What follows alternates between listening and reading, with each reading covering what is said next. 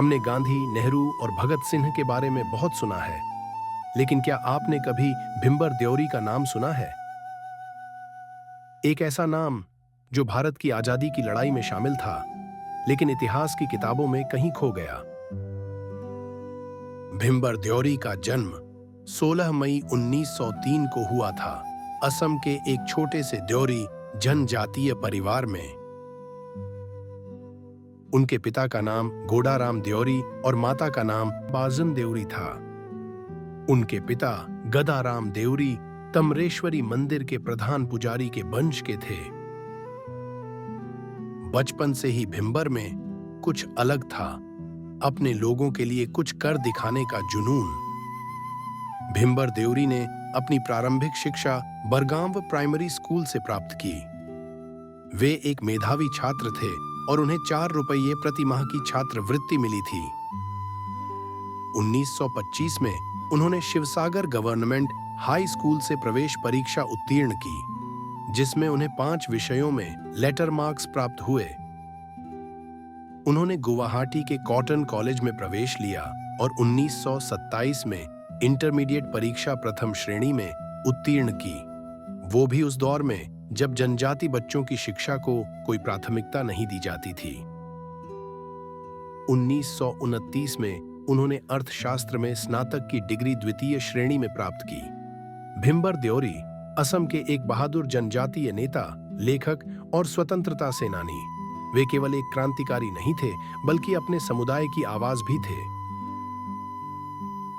भिंबर देओरी ने अंग्रेजों की फूट डालो और राज करो नीति का खुलकर विरोध किया। उनका मानना था, हमारी एकता ही हमारी शक्ति है। उन्होंने 1945 में एक बैठक में कहा था, हमें जाति और जनजाति के नाम पर बांटने वालों से सतर्क रहना होगा। यह बात आज भी उतनी ही सच्ची लगती है। भिंबर देओरी को ब्रिटिश सरकार से कई बार धमकियां मिली, उन्हें जेल में डाला गया, पर वो झुके नहीं। 1933 में भिंबर देओरी ने Assam backward plains tribal league की स्थापना की और इसके महासचिव बने। इस संगठन का उद्देश्य असम के मैदानी इलाकों में रहने वाले जनजाति समुदायों के अधिकारों की रक्षा करना था। उन्होंने भूमि राजस्व की माफी को रोकने के सरकारी निर्णय का विरोध किया और जनजाति लोगों को भूमि पट्टे आवंटित करने के लिए संघर्ष किया। 1941 में उन्होंने शैक्षणिक संस्थानों में जनजाति छात्रों के साथ हो रहे भेदभाव का मुद्दा उठाया, विशेष रूप से हॉस्टल के सामान्य डाइनिंग हॉल में उनके प्रवेश को लेकर। 1943 में असम विधान परिषद के बजट सत्र के दौरान उन्होंने अशिक्षा उन्मूलन अभियानों की खामियों की आलोचना की।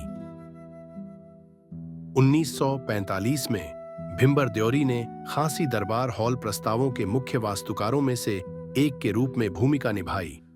21 से 23 मार्च 1945 के बीच आयोजित इस सम्मेलन में विभिन्न जातीय समुदायों के नेताओं ने अपने स्वतंत्र मातृभूमियों की पुनर्स्थापना का संकल्प लिया।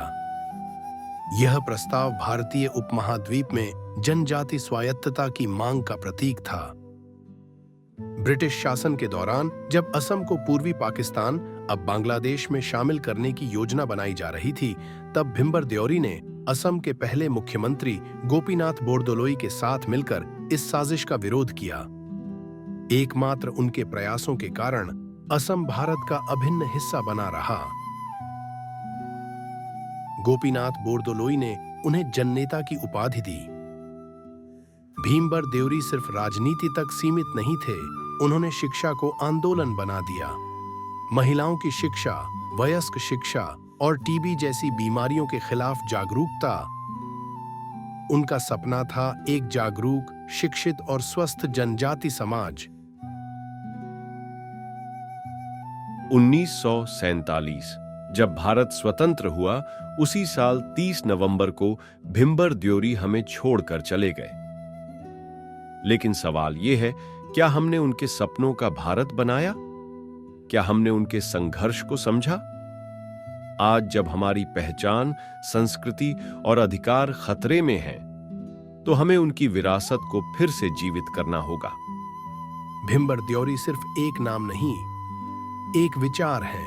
वो विचार जो कहता है हर जाति हर जनजाति को हक है समानता का, शिक्षा का, सम्मान का।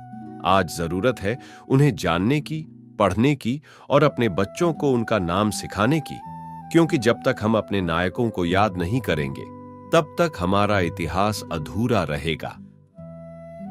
आज हम जिस डियोरी, मिशिंग, बोरो संस्कृति की बात करते हैं, उनकी नींव में भिम्बर देओरी जैसे नायकों का त्याग और संघर्ष छिपा है।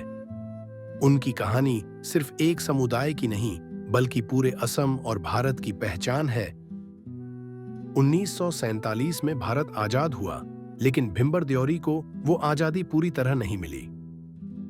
वो उन सैकड़ों गुमनाम नायकों में से एक हैं जिनकी कुर्बानी हम भूलते जा रहे हैं। आज समय है कि हम अपने भूले बिसरे नायकों को याद करें और अपने बच्चों को उनका परिचय दें। भिम्बर देओरी को हमारा शत शत नमन। अगर आपको ये वीडियो जानकारीपूर्ण लगा हो तो इसे लाइक करें, शेयर करें और सब्सक्राइब जरूर करें। आइए अपने सच्चे नायकों को सम्मान दें। जय हिंद, जय भूमिपुत्र, जय असम, जय भारत।